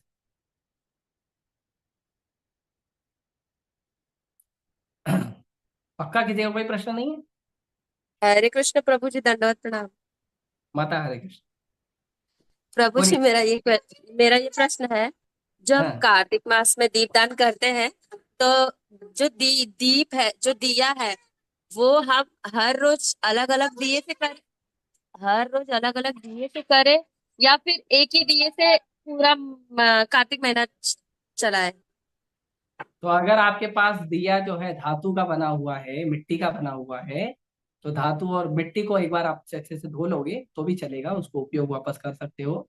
और अगर धातु का बना हुआ है, स्टील का है या पीतल तांबा का है, तो उसको आप बार बार धो के आपको वही दिया यूज कर सकते हैं, ठीक है। आप ठीक है देखिए जी। उसमें रीयूजेबल है कि नॉन रीयूजेबल है। अभी हमारे मंदिर में गोबर का दिया बनता है, हमारे मंदिर में, हमारे जो तलासरी फार्म हाउस है वहां पे गोबर का दिया बनता है। तो वो जो गोबर का दिया है, वो गोबर का दिया हम बनाते हैं। अब उसको एक बार अब लगा दिया, उसके बाद वो गोबर को क्या करते हैं, ले जाके खेतों में डाल देते हैं, वो खाद बन जाता है। तो उसको एक ही बार यूज करते हैं, हर बार नया नया गोबर का दिया आता है। तो वैसे ही है ना, तो इस जी, तरह से। लेकिन प्रभु जी जैसे वो मिट्टी का दिया रहता है जो, तो उसको,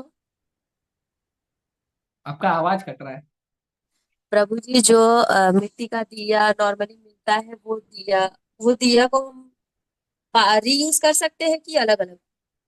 आप उसको धो लीजिए, दिया को धो के उसको उपयोग करिए, डोंट वरी, ठीक है। जी, धन्यवाद प्रभु। हाँ, अगर आप हाथ में नया नया कृष्ण को दे सकते हो तो बहुत अच्छी बात है, नहीं तो उसको अच्छे से धोकर उपयोग करिए, ठीक है। जी जी प्रभु जी, धन्यवाद। और कोई बात? हाँ, चैट में क्वेश्चन आया है। हम्म, अच्छा प्रभु जी, और एक डाउट है कि अगर मैं गौड़ीय संप्रदाय से हूँ और मेरा मन चाहता है कि मैं कभी कभी प्रेमानंद महाराज के सत्संग सुनूं, तो क्या मैं सुन सकती हूँ? क्या जरूरत है सुनने की, वो बताइए। सुनने की जरूरत क्या है वो बताइए। आप एक सिद्धांत को सुनिए और उस सिद्धांत से आगे बढ़िए। हमें कोई प्रॉब्लम नहीं है प्रेमानंद महाराज जी से, लेकिन उन्होंने जो सिद्धांत बताए हैं उस सिद्धांत में कई सारी गड़बड़ी है। मेरे पास कई सारे वीडियोस मैंने देखे हैं उनके, जो वो गलत सिद्धांत प्रस्तुत करते हैं, आपको पता भी नहीं चलेगा। जो भी व्यक्ति गुरु शिष्य परंपरा में ज्ञान नहीं देता ना, उससे ज्ञान नहीं लेना चाहिए, भले वो कितना भी प्रचलित गुरु हो, कितना भी महान गुरु हो, नहीं लेना चाहिए। क्यों? क्योंकि जो गुरु शिष्य परंपरा में नहीं है ना, वो आपको सही ज्ञान नहीं देगा। आपको लगेगा ये ज्ञान अच्छा है, सही है, लेकिन क्या होगा, उसकी आड़ में फिर धीरे धीरे धीरे धीरे आप भगवान से दूर हो जाओ। ऐसे एक आजकल सो कॉल्ड आचार्य बन के घूम रहा है, खुद को ही आचार्य का टाइटल दे दिया उसने। वो ऐसा ज्ञान देता है कि लोगों को लगता है बहुत अच्छा ज्ञान और सही बोल रहा है, ऐसा लगता है। वो इस्कॉन वालों को भी गलत बोलता है, बताइए। लेकिन वो शास्त्र प्रमाणित नहीं। तो जितने भी बहुत सारे साधु लोग जो कथा करते हैं, भागवत कथा या और भी कुछ करते हैं, जो लोग गुरु परंपरा में नहीं है, वो लोग बहुत सारी बातें शास्त्र के विरुद्ध भी बताते हैं या शास्त्र प्रमाणित नहीं है, ऐसी बहुत सारी चीजें बोलते हैं। तो आपको तो लगेगा कि मैं तो सुनती हूँ, मेरे को अच्छा लगता है, मेरे तो अच्छे गुरु हैं, लेकिन आपको पता भी नहीं चलेगा कि कब वो आपको गलत बात बता देंगे। जैसे एक बात बताते हैं कि श्रीमती राधा रानी का नाम लेना चाहिए और केवल राधा का नाम लेना चाहिए, तो गलत बात है ना। युगल सेवा होती है, राधा कृष्ण दोनों का नाम लिया जाता है, इसीलिए हरे कृष्ण कहा जाता है। हरे मतलब श्रीमती राधा रानी और कृष्ण मतलब भगवान कृष्ण। लेकिन वो कहते हैं राधा जी का नाम दो। राधा जी का नाम तो हम लेते हैं, हम जब भी अपने भगवान को बुलाते हैं तो बोलते हैं श्री श्री राधा रास बिहारी, श्री श्री राधा मदन मोहन, श्री श्री राधा श्याम सुंदर, श्री श्री राधा गिरिधारी। तो नाम इतने अधिक सम्मान से लिया जाना चाहिए। लेकिन जब मंत्र जप करने की बात हो तो हमको मंत्र जो जप करना है, वो मंत्र कौन सा जप करना चाहिए? जो शास्त्र में व्यास देव जी ने प्रमाणित किया है। और हरे कृष्ण महामंत्र को व्यास देव जी ने शास्त्रों में कई जगह प्रमाणित किया है कि कलयुग में इसके अलावा कोई दूसरा उपाय नहीं है, कृपया करके कोई दूसरा उपाय मत। तो ये जो बेसिक गलती है, वो बेसिक गलती का प्रचार होगा, बताइए क्या करें। और उसके ऊपर इस्कॉन के एक दो भक्तों ने समझाने का प्रयास किया तो गुस्सा आ गया उनको, अरे राधा का नाम लिया, गलत है क्या, ये है, अरे क्या बात, ऐसा नहीं करना चाहिए। तो हमें कोई आपत्ति नहीं है, पर अच्छा नहीं है भक्ति के लिए, ठीक है। आप इस्कॉन के भक्तों का सुनिए, उसमें भी आप पूछ लीजिए जिस व्यक्ति से, जिस भक्त से आप मार्गदर्शन ले रहे हो, उस भक्त से पूछ लीजिए, वो आपके चेतना के अनुसार, वो आपके चेतना के विचार के अनुसार वो आपको बताएगा कि कौन से भक्त का लेक्चर आपके लिए बहुत ज्यादा जो है अच्छा पोषण कर सकता है। ये करके हमको जिस व्यक्ति से मार्गदर्शन ले रहे हैं ना, उस व्यक्ति से बात करके, उससे पूछ कर हमें जो है हमारा भक्ति का पोषण करना चाहिए। हरिनाम ले रहे हैं, ठीक से ले रहे हैं या नहीं, लेक्चर सुन रहे हैं, ठीक से सुन रहे हैं या नहीं, प्रभुपाद जी के ग्रंथों को पढ़ रहे हैं, कौन से ग्रंथों को पढ़ रहे हैं, उसको बताना चाहिए, अपडेट करना चाहिए, पूछना चाहिए, ये सब करना चाहिए। हालांकि करने में कोई दिक्कत नहीं, कहीं से भी कुछ भी करेंगे तो प्रॉब्लम नहीं है, लेकिन हम फिर अपने मन को गुरु बना लें। अपने मन को गुरु मत बनाइए, गुरु उसको बनाइए जो प्रामाणिक गुरु परंपरा में आचार्य हैं या गुरु हैं, उनको गुरु बनाइए। किसी भी व्यक्ति को गुरु बनाना अच्छा नहीं है, ठीक है। और कोई प्रश्न? एक और चैट आया था, मैंने देखा नहीं शायद।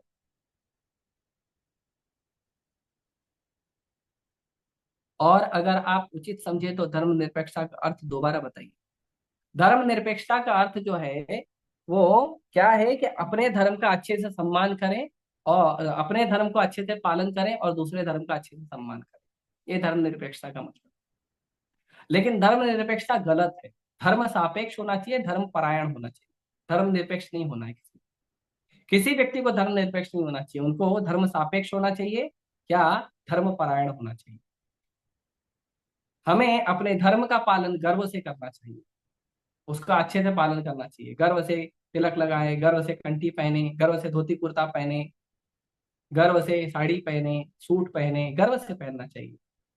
भगवान के लिए जो भी श्रृंगार है उन श्रृंगारों का पालन करना चाहिए। अपन हम हमारे लिए जो श्रृंगार बताए गए हैं उन श्रृंगारों को करना चाहिए। ऐसे वस्त्रों को पहनना चाहिए जो कृष्ण को पसंद है, ऐसे भोजन को बनाना चाहिए जो कृष्ण को पसंद है। तो वो सारा चीज जो है हमें वैसा करना चाहिए भगवान और भक्तों के प्रसन्नता के लिए। वो धर्म परायणता है, धर्म सापेक्षता है। बाकी जितना धर्म निरपेक्ष के नाम पे देखिए पूरा 70 साल में क्या दुर्गति हुआ है। जितना दुर्गति जितना दुर्गति अंग्रेजों के समय में भारत का नहीं हुआ, जितना दुर्गति मुगलों के समय भारत का नहीं हुआ, उससे कई गुना ज्यादा दुर्गति हमारा ये धर्म निरपेक्षता का जो पालन करने में हुआ है। अपने ही धर्म को गाली देंगे, अपने ही भगवान को गाली देंगे, मलेच्छों का कपड़ा पहन के घूमेंगे। शर्ट पैंट कहाँ से आया? मलेच्छों का है, मलेच्छ देश से आया है, ये वैदिक कपड़ा नहीं है। Shirt pant T shirt jeans, ये सब मलेच्छों का कपड़ा है। प्रभुपाद जी जब मलेच्छों के देश में गए तो प्रभुपाद जी ने क्या किया, उनको धोती कुर्ता पहनाया, और हम भारत में शर्ट पैंट पहन के मंदिरों में घूमते। बताइए क्या मूर्खता है। ये मलेच्छों का कपड़ा है, और माताएं पहनती हैं आजकल बहुत सारा फैशन के नाम, सब मलेच्छों का कपड़ा है। बनो पर मलेच्छ का कपड़ा पहनो, मलेच्छ जैसा चेतना रखो, मलेच्छ बनो, क्या करना है आपको, अच्छा इंसान बनना का इच्छा नहीं है। और हम कहेंगे तो मॉडर्न नाम का पिपीरी बजाते हैं कि प्रभु जी मॉडर्न है। अरे मॉडर्न बनिए, आधुनिक बनिए, बुद्धि से, विचार से, कृष्ण की सेवा, कृष्ण की प्रसन्नता के लिए, उसको मॉडर्न कहते हैं। मॉडर्न बनिए अपने संस्कारों से, उसको बोलते हैं आधुनिकता। आधुनिकता का मतलब नहीं है पशु की तरह छोटे छोटे कपड़े पहनना और मांस खाना, मॉडर्न है वो, उसको जंगली कहते हैं, मॉडर्न नहीं कहते। ठीक है, तो मैं ज्यादा नहीं बोलूंगा, ज्यादा बोलूंगा तो थोड़ा कठोर हो जाएगा। हरे कृष्ण। हरे कृष्णा प्रभु। गुरु शिष्य परंपरा क्या होता है, कृपया बताइए। गुरु शिष्य परंपरा, भगवान जब किसी भी कभी भी धर्म की स्थापना करते हैं तो भगवान क्या करते हैं कि किसी एक व्यक्ति को ज्ञान देते हैं, और उस व्यक्ति को ज्ञान देकर भगवान कहते हैं अभी आप इस ज्ञान को आगे बढ़ाइए। जैसे भगवान ने चौथे अध्याय के दूसरे तीसरे श्लोक में अर्जुन को कहा कि ये ज्ञान जो है काल के प्रभाव से लुप्त हो गया था, अभी मैं आपको ज्ञान दे रहा हूं ताकि ये ज्ञान अब आगे बढ़े। तो वो जो लाइन में वो ज्ञान आता है, उस लाइन को गुरु शिष्य परंपरा कहती है। जैसे कोई भी एजुकेशन हमारा भारत में या किसी भी देश में कोई भी एजुकेशन होता है, तो अलग अलग कविताएं, अलग अलग जो गद्य पद्य लिखे जाते हैं, वो अलग अलग गद्य और पद्य को सरकार द्वारा जब तक प्रमाणित नहीं किया जाता है तब तक वो स्कूल कॉलेज की बुक में नहीं आता। तो जब सरकार द्वारा प्रमाणित होता है तब वो बोर्ड के माध्यम से और यूनिवर्सिटी के माध्यम से स्कूल और कॉलेज में आता है। तो वो जो बोर्ड और यूनिवर्सिटी है वो गुरु परंपरा है। उस गुरु परंपरा में अभी आप एजुकेशन लोगे तो आप एक प्रामाणिक विद्यार्थी कहलाओगे। और अगर उसमें नहीं लोगे, यहाँ कहाँ कहीं कहीं से भी व्हाट्सएप और ये वो सीख लोगे, या आपने सच में बहुत अच्छा ज्ञान वगैरह लिया है लेकिन वो प्रामाणिक नहीं है, यूनिवर्सिटी और बोर्ड द्वारा या सरकार द्वारा मान्यता प्राप्त नहीं है, तो उस ज्ञान को मान्यता नहीं मिलेगी और आप एक भारत के नागरिक, भारत के विद्यार्थी नहीं कहलाए जाओगे। तो वैसे ही यदि आप गुरु शिष्य परंपरा का पालन नहीं करोगे तो आप जो है वैदिक पालन करने वाले व्यक्ति की मान्यता प्राप्त नहीं करोगे। अपने मन से आपको कुछ अच्छा लगा, किसी ने ये गाना लिखा है, उस किसी ने गाना गाया, हमने बोल दिया क्योंकि हमको अच्छा लगा, नहीं। हमने कहीं पढ़ा था, कहीं सुना था, प्रभु जी उसने मन का भाव दिया था। अरे लेकिन वो मन का भाव शास्त्र से मैच करो ना, कृष्ण ने शास्त्र दिए हैं उससे मैच करो ना। अगर मैच हो रहा है तो ठीक है आगे बढ़ो, नहीं मैच हो रहा तो छोड़ दो उसको। जैसे हम तुकाराम महाराज की गाथाएं गाते हैं, अभंग गाते हैं, या और भी कई सारे भक्त हैं उनकी कविताएं गाते हैं, या हमारे बंगाल में वैष्णव भक्तों ने जो वैष्णव गीत लिखे हैं उनको प्रामाणिकता है क्योंकि वो शास्त्र के अनुसार कहे गए। इसके लिए हम उसको गाते हैं, उनको भगवान के सामने बोलते हैं, इसके लिए करते हैं, तो वो गुरु परंपरा में के अंदर आता है। लेकिन कोई व्यक्ति अपने मन से कुछ लिख दिया, राधे राधे जब को चले आएंगे बिहारी, और ऐसा बहुत सारा चीजें, तो बहुत सारा चीज है जो लोग अपने मन से लिख दिए हैं। तो अपने मन से लिखा हुआ जो चीज है वो क्या कहते हैं, प्रामाणिक नहीं होता, और जो प्रामाणिक नहीं होता उसको नहीं करना चाहिए। तो गुरु परंपरा का मतलब है कि ऐसे ऐसे ही गुरु परंपरा, ऐसे गुरु की शिष्य की जो लाइन है जिसको भगवान ने प्रमाणित किया है, जो केवल चार है, ब्रह्मा, शिव, लक्ष्मी, चतुर्कुमार। और इस्कॉन जो है वो ब्रह्मा जी की परंपरा में है। इसीलिए गुरु शिष्य परंपरा ज्यादा महत्वपूर्ण है। कोई व्यक्ति ज्यादा फेमस हो सकता है लेकिन वो ज्यादा महत्वपूर्ण नहीं हो सकता। ज्यादा महत्वपूर्ण होना ज्यादा फेमस होने से ज्यादा अच्छा। इसीलिए ज्यादा महत्वपूर्ण, जो व्यक्ति आपको भक्ति दे सकता है वो बहुत ज्यादा महत्वपूर्ण व्यक्ति है, बजाय उसके जो व्यक्ति केवल अपना नाम, यश और पैसा कमाने के लिए बहुत ज्यादा फेमस होके बैठा है। तो ये अच्छी बात है। ठीक है, तो गुरु परंपरा का पालन। ठीक है, और किसी का प्रश्न, बहुत लेट हो रहा है, मैं रोक देता हूँ यहाँ पे। किसी का कोई प्रश्न है तो मुझे व्यक्तिगत हरे रूप से कृष्ण प्रभु जी। बोलिए। नहीं प्रभु जी, ठीक है, बाद में पूछेंगे, समय हो गया, कोई नहीं। अब आ गए हो तो पूछ लीजिए, आपको मना करना अच्छा नहीं लगेगा। नहीं प्रभु जी, मेरा तो प्रश्न क्लास से तो संबंधित नहीं था। आपने जो बीच में बताया था, पहनावे के ऊपर बताया था, उससे थोड़ा संबंधित था। पहनावे के ऊपर बताया था कि हमें अपना वैदिक कल्चर के हिसाब से कपड़ा पहनना चाहिए, जो स्त्रियों के धर्म है उसके हिसाब से पहनना चाहिए। लेकिन ऐसा भी है कि जिसकी चेतना एक ही जगह पे है, वो एक ही जगह पे समर्पित है, जिसकी चेतना भगवान के भक्तों में, भगवान में हो चुकी है। लेकिन अगर वो कहीं भी किसी भी तरह का कपड़ा पहने, तो क्या वो, मतलब कहीं मंदिर में नहीं, बाहर की दुनिया के हिसाब से कभी पहने, तो क्या वो गलत रहेगा, या नहीं पहनना चाहिए कभी भी? देखिए, अगर आप अभी ऑफिस जा रहे हो, कॉलेज जा रहे हो, तो वहां के हिसाब से आपको कपड़ा पहनना है तो वो ठीक है, लेकिन उसमें भी भद्र पहनने चाहिए, अभद्र नहीं पहनना चाहिए। भद्र और अभद्र का मतलब समझते हैं? अभद्र जी नहीं पहनना चाहिए। जी बिल्कुल प्रभु जी, समझते हैं। समझ गए आप जी देखिए, ये जितने भी मूवीज में और टीवी सीरियल में दिखाते हैं, उसमें क्या दिखाएंगे पता है? जो पुरुष है ना, वो पूरा सर से लेके पांव तक उसका पैर ढका रहेगा, और एक कपड़ा, दो कपड़ा, तीन कपड़ा, पांच कपड़ा उसके ऊपर मफलर सब सब डाला रहेगा। लेकिन जो स्त्री रहेगी ना, उसका अंग प्रत्यंग दिखते रहेगा। जबकि होना चाहिए उल्टा। अगर पुरुष एक धोती भी पहन के निकल जाए तो उस पर आपत्ति नहीं होनी चाहिए। जबकि भक्ति सिद्धांत महाराज ने हम लोग को कुर्ता पहनने के लिए कहा है। जी प्रभु जी, ये सब तो लेकिन कामुकता की उल्टा वजह से उल्टा, हो गया तो ना। यदि आप ऑफिस जा रहे हो तो भी भद्र कपड़ा पहन के जाइए, सूट पहन के जाइए, जी, साड़ी ये तो पहन के जाइए, इसमें ये क्या तो सब प्रॉब्लम? कामुकता की वजह से हो गया ना प्रभु जी। स्त्रियों को इस तरह का बना दिया गया है, और स्त्रियों को अब धर्म का किसी को पता ही नहीं है कि धर्म है क्या। लेकिन अगर किसी को, बोलना पड़ेगा ना सच। जी जी हम तो सच बोलेंगे ना। हम तो कृष्ण को प्रसन्न करने के लिए बोलेंगे ना। हम थोड़ी उस स्त्री और उस पुरुष को प्रसन्न करने के लिए बोलेंगे। उस स्त्री और पुरुष से लेना क्या है मेरा? हम तो सुन सकते हैं प्रभु जी, लेकिन हमें उनको उनको समझाएंगे तो उनको तो कभी समझ ये बात आनी नहीं है। क्योंकि ये सब समझना का, अपने कहते हैं जो कोई सुकृति इकट्ठा और अगर करेगा। कोई कहता है कि मैं भक्ति कर रहा हूँ और कृष्ण को समर्पित हूँ, तो कृष्ण को जो कपड़ा पसंद है वो पहनेगा ना। जैसे जी मान जी लो मैं किसी से प्रेम करता हूँ, है ना। मैं, मेरा कोई मित्र है, बहुत घनिष्ठ मित्र है, और मेरे उस घनिष्ठ मित्र ने कहा कि तुम ये कपड़ा पहनते हो तो मुझे अच्छा लगता है, तो मैं उसकी पसंद का पहनूंगा ना, उसको प्रसन्न करने के लिए। बिल्कुल प्रभु जी, वही होगा। तो आप कहते हो आप कृष्ण को प्रेम करते हो, कृष्ण को समर्पित हो, और आप कपड़ा पहनते हो एकदम अभद्र जैसा कि कृष्ण को भी आंख बंद करनी पड़े। तो ये अच्छा है क्या? नहीं प्रभु जी, ऐसा नहीं कह रहे हैं हम। चलो, आपकी तो बात को बस, आप जाओगे कृष्ण भक्तों के पास, कृष्ण भक्त आंख बंद कर लेंगे तो कृपा कैसे मिलेगी? भक्त एक्चुअली प्रभु जी, तो कृष्ण कृपा ने, मिलेगी ना। अब भक्त लोग आप, आंख बंद कर देंगे तो आपको कृपा कैसे मिलेगी? अगर आज्ञा ऐसी मिल गई है कि आपको एक ऐसी जगह जाना है जहाँ पे आपको थोड़ा कपड़ा बदल के ही पहनना पड़ेगा, उसमें आप देखिए, जाओगे। इस मामले में जी मैं खुद का उदाहरण देता हूँ। मैं जब जयपुर में एनआईटी में प्रचार कर रहा था, तो अब एनआईटी जयपुर में तो धोती कुर्ता पहन के नहीं जाऊंगा, तो मैं शर्ट पैंट पहन के जाता था, ब्रह्मचारी था तो भी शर्ट पैंट पहन के जाता था, प्रचार करता था। लेकिन जब मैं अपने सेंटर में वापस आता था तो धोती कुर्ता वापस पहन लेता था। केवल 2 घंटा 3 घंटा जो प्रचार करने गया हूं, तब उस उतने समय के लिए शर्ट पैंट पहनता था। जैसे ही सेंटर में आया, जैसे ही मंदिर में आया, तुरंत धोती कुर्ता। ऐसे नहीं, प्रभु जी अब ठीक है ना यार, दो दो कपड़ा क्या धोना, चलो आज शर्ट पैंट में ही पूरा टाइम बिताएंगे, ये गलत बात जी प्रभु है। जी, हम और ऐसा भी, ही करते हैं। हाँ, जगह हम और जहाँ भी कॉलेज में जाना प्रचार पड़ता है, करने जाते हैं।